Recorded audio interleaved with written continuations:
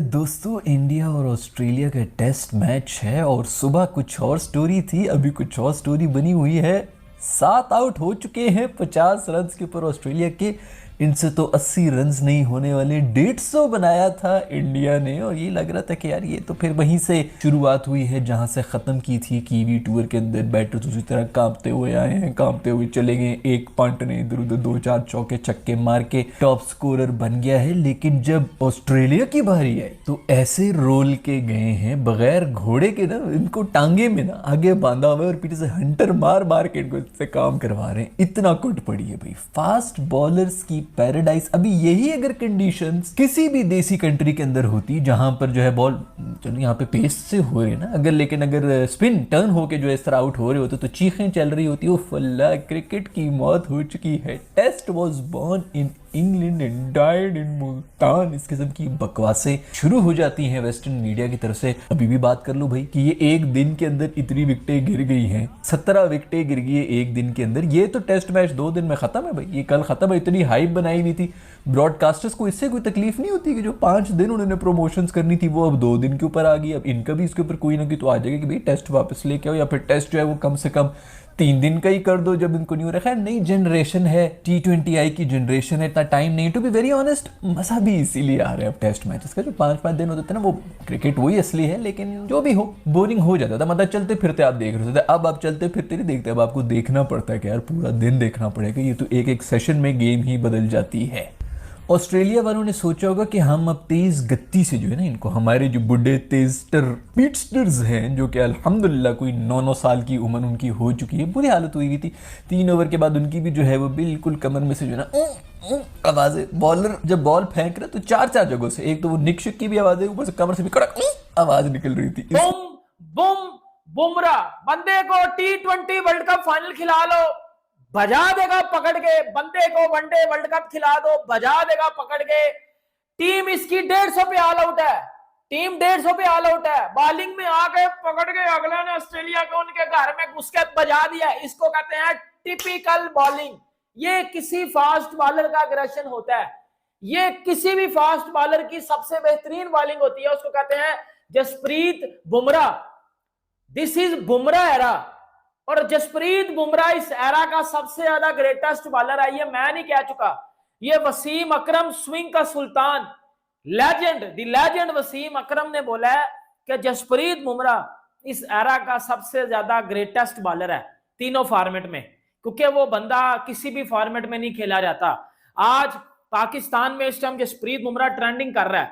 Sir Pakistan में भी champions trophy की कोई बात नहीं कर रहा कि हाइब्रिड में कराओ या इधर कराओ, सब कुछ छोड़ दिया लोगों ने। लोग बुमराह पे आ गए हैं, लोग बीजीटी पे आ गए हैं कि भाई 150 पे आप ऑस्ट्रेलिया आपको ऑल आउट कर रही है और आप उन्हीं के घर में घुस के 67 पे उनके साथ आउट कर गए हो।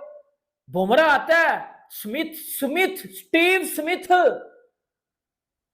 स्टीव स्मिथ जो इस जनरेशन का सबसे ज्यादा बड़ा टेस्ट का प्लेयर है, जिसको विराट कोहली भी कह चुका है, पहली बॉल में उसको आउट कर दिया। खवाजा, जितने भी बंदे आ रहे हैं उसको पहली दूसरी बॉल में बुमराह लुढ़का रहा है। और क्या स्पेल करके जा रहा है जसप्रीत बुमराह। टीम इंडिया को इस मैच में वापस ले आया। और भाई ये बात मेरी सुन लेना, इस टाइम पाकिस्तान में ट्रेंडिंग नंबर 1 ट्रेंडिंग कर रहा है ट्विटर पे Jasprit Bumrah, India versus Australia, India is on top. क्यों कर रहा है? क्योंकि हम बेसिकली हम पाकिस्तानी यूथ को कहते हैं।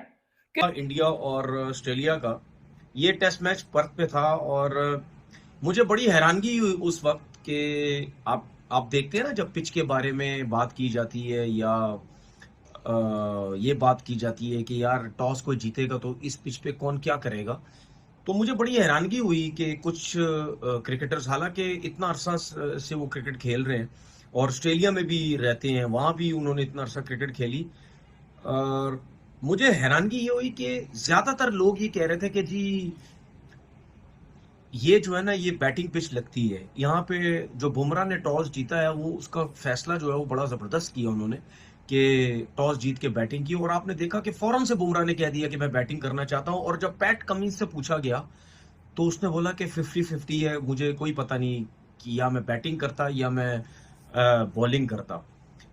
तो जब मैच स्टार्ट हुआ, तो जब इंडिया के प्लेयर्स आउट होना शुरू हुए, तो मुझे समझ नहीं आई कि बुमराह ने क्या फैसला किया है, कि टॉस जीत के इस पिच के ऊपर क्या ऐसी चीज थी कि बुमराह ने समझा कि जी हम टॉस जीत के बैटिंग करेंगे या बड़ा टोटल करेंगे, क्या करेंगे।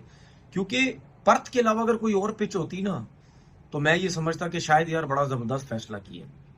उसके बाद ना रोहित शर्मा खेला, ना शुभमन गिल खेला। रोहित शर्मा तो नेक्स्ट टेस्ट मैच में खेलेंगे, शुभमन गिल नहीं खेले, जिनकी बहुत जबरदस्त परफॉर्मेंसेज हैं, उनको ड्रॉप कर दिया गया। और उसके बाद सरफराज की मैं बात करता हूं, जब अभी न्यूजीलैंड के अगेंस्ट जब वो खेल रहा था अपने होम कंडीशंस में, तो आपको याद होगा मैंने उसी वक्त बोला था, मैंने बोला ये जिस तरीके से आके बैटिंग कर रहा है, फौरन से आके जिस तरह शॉटें मार रहा है और आउट हो रहा है, मैंने उसी वक्त कह दिया था कि ये इंटरनेशनल क्रिकेट में सरवाइव नहीं कर सकता, क्योंकि वो बहुत खुली डुल्ली क्रिकेट खेल रहा है। सरफराज ये समझ रहा है कि इंटरनेशनल क्रिकेट भी एक डोमेस्टिक क्रिकेट के के रख दिया है शर्मिंदा करके इंडियन बॉलर्स ने। मैं बोल रहा था 150 पे आउट होगी, मैंने तो गौतम गंभीर का बुरा हाल करके रख दिया, इंडियन की बैटिंग का बुरा हाल करके रख दिया। मैं ये भूल गया था कि ऑस्ट्रेलिया की बैटिंग अभी आनी है और इंडिया ने आके अभी बॉलिंग करनी है। क्या तबाही बॉलिंग की है, गोले फेंके इन्होंने। पर्थ के अंदर हम बात करते हैं ऑस्ट्रेलिया के बॉलर से, और बुमराह तो सबका बाप है। बुमराह ने क्या तबाही किस्म की बॉलिंग की है, बुमराह का बॉल नजर नहीं आ रहा। और मार्नस लेविशन को पकड़ो, विराट कोहली को उसने पूरे 2 घंटे टेंशन के अंदर रखा है। मार्नस लेविशन ने विराट कोहली का 0 पे कैच छोड़ा, पूरा 2 घंटे अगले ने खेला है और सिर्फ 2 स्कोर किया है। बेचारे को वक्री टेंशन पड़ी थी विराट कोहली को, ये कब आउट होगा, लेकिन सिराज ने उसको आउट कर दिया।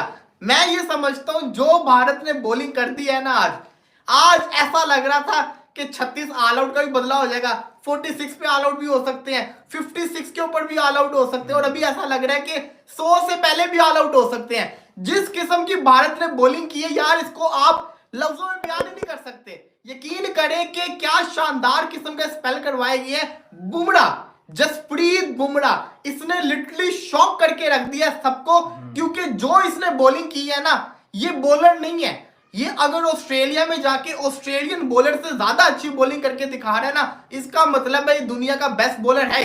तस्लीम भी कर ले सारे के सारे कि स्टार्क, हेजलवुड, पैट कमिंस इसके सामने फीके बॉलर लग रहे हैं। एक अकेले ने पूरी ऑस्ट्रेलिया का बेड़ा गर्क करके रख दिया, 3 पहली विकेट्स लेके गया, चौथी भी उसी के नाम होनी थी लेबुशन की। लेकिन कहते हैं ना, चलो जो होता है अच्छे के लिए होता है। जिस तरीके से ऑस्ट्रेलिया को एक तो पहले 150 के ऊपर ऑल आउट हुए, प्रेशर के अंदर भारत था। इस सीरीज से भी पहले भी प्रेशर के अंदर भारत था। इस सीरीज जैसी शुरू हुई, पहली इनिंग्स के बाद भी प्रेशर के अंदर भारत था। लेकिन जिस तरीके से ऑस्ट्रेलिया इस वक्त प्रेशर के अंदर आया है, जिस तरीके से इंडिया ने कमबैक किया है, देखो 83 रन अभी भी पीछे है ऑस्ट्रेलिया यहां से।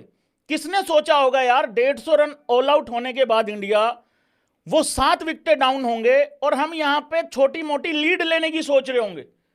सुबह आता ही भाई बिल्कुल एकदम टाइट लाइन पे बॉल डाल के इनको 10, 15, 20 रन के अंदर अंदर इनका काम खत्म करना है भाई, कम से कम 10, 15 रन के अंदर अंदर।